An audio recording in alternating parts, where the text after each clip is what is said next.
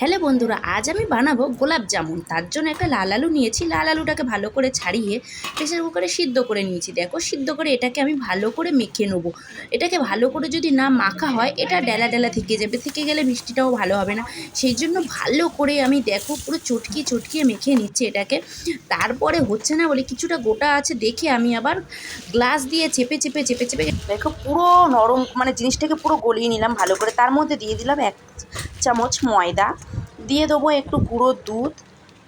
3 packet আমি গুঁড়ো দুধ দিয়েছি, বা যার যেমন লাগবে সে তেমনভাবেই দিতে পারো।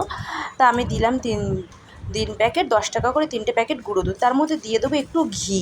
ঘিটা অল্প ছিল বলে কৌটোটাকে ভালো করে ঝেড়ে ঝেড়ে নিয়ে তারপরে দিয়ে দিলাম বেকিং সোডা। তারপরে আমি 10 মিনিটের জন্য এটা ঢেকে রেখে দিয়েছিলাম।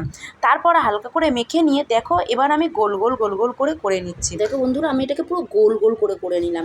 আর এই দিকে দেখো কতগুলো আমার হয়ে গেল। আর এই দিকে আমি তেল বসিয়ে দিয়েছি। তেলটা আমার গরম হয়ে গেছে। এবার একে একে আমি ভেজে নেবো। আমি ছেড়ে দেবো কড়ার মধ্যে। বেশ উল্টে পাল্টে ভালো করে আমি একটু হালকা লাল লাল করে ভেজে নেবো। যেহেতু আমি প্রথম ট্রাই করছি এটা না, আর একটু লাল হলে যে তুলে নিলাম বন্ধুরা দেখো, কিন্তু আর একটু লাল হলে খুব ভালো হতো। যেহেতু আমি প্রথম ট্রাই করলাম এটা, সেই জন্য খুব একটা লাল করিনি। এই যে তারপরে আমি চিনির শিরা তৈরি করে রেখেছিলাম, সেই শিরার মধ্যে আমি দিয়ে দিচ্ছি। দেখো বেশ ফুলে টবো টবো হয়ে গেছে, কি ভালো লাগছে দেখতে। দেখো বন্ধুরা কেমন হলো প্লিজ তোমরা বলো কিন্তু। আর আমি এটা প্রথম ট্রাই করছি, আমি দেখে দেখে এটা প্রথম বাড়িতে ট্রাই করছি। আর এটা দেখো বেশ খুব সুন্দর নরম হয়েছে। দেখো বন্ধুরা কত সুন্দর নরম হয়েছে। দেখো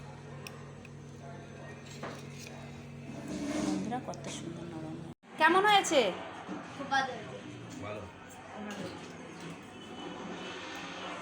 মা বলো কেমন হয়েছে? খুব সুন্দর হয়েছে।